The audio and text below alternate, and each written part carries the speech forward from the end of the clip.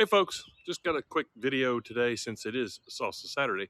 I wanted to show how my tomatoes are doing this year that I'm growing and the system that I'm using, because it's been a pretty amazing system, I must say. I bought all of this on Amazon, so there's links in my Amazon store for all of these products if any of you are interested in them.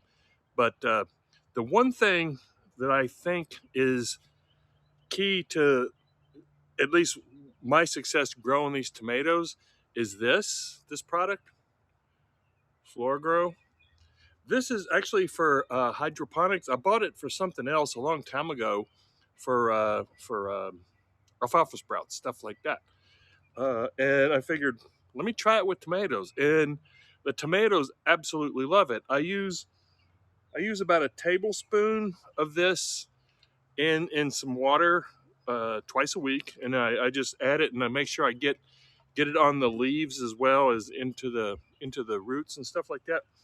But let me show you what the tomatoes themselves look like. I mean, what the tomato plant. I only have this one plant, but it is producing like crazy.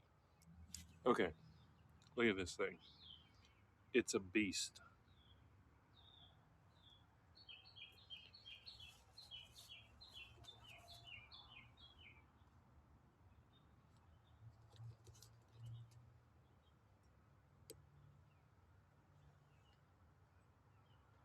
This thing is huge. Look at the amount of tomatoes on here. And there's some really big ones. This one here is really huge. But there's just like so many tomatoes on here. I've never had this much tomatoes on a single plant, and it's getting really big, and it's starting to produce fruit way up here on the top. And there's still a lot of blooms. We've actually been lucky having really nice cool nights, which is really important for setting the fruit. So I think this is going to continue producing for quite a while. I can't wait till these ripen up. This variety of tomato is actually called beefsteak, and they do get really big. So I've never raised these before, so I have no idea how long it takes to ripen them. I've had this plant for a couple of months now, and it's just growing like crazy. So one of the things that I got recently was this planter pot. You see it has this little spigot down here. That's where you add water. You actually add water to the base, and what it does is all the water goes into that base, and it has these legs that wick in water into the roots, so you don't overwater it. The roots aren't sitting in there in in too much water. And they call it kind of like a self-watering planter, because if you get a lot of rain, the rain goes in, and then the excess water goes down into the reservoir, and any excess just runs out. So that's the one thing I got that I really like too, other than the fertilizer. And then the other thing is this cage system. Don't know if you can see this very well, but it has these clips that you can put on here, and then these, as the plant grows, you can add these, and then I have like another section where I can go up higher if this plant gets higher.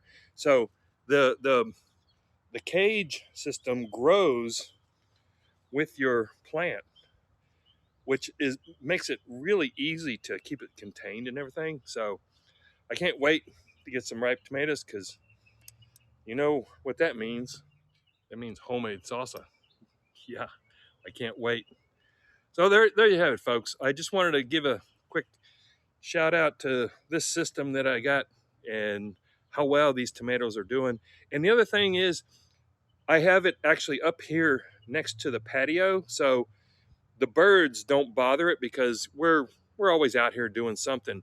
So it keeps the birds away, because I used to have it back over here in the backyard, and I even put up bird netting and everything, but the birds always outsmarted me, and they would just go in, sometimes they would go and get underneath the netting, and then they would just like pick on the tomatoes and ruin them.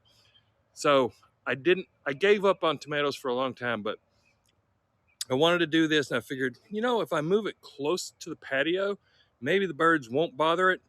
A friend of mine actually said, take the tomatoes and wrap them in brown paper and, you know, and tie them off with like a rubber band or something like that.